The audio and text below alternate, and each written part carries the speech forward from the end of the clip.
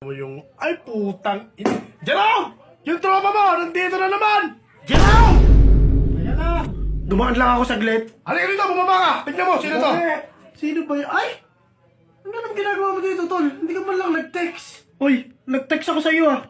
Anong text? Ayan oh, basahin mo oh. Sabi ko pakilinis yung bahay tapos tira niyo akong ulam. Wala akong na-receive.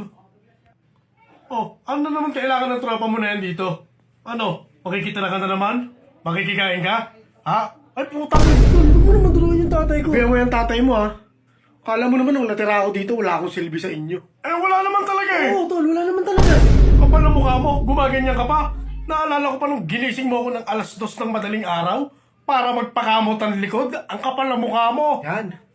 Ang sasama ng ugali nyo, lalong-lalo na yung tatay mo.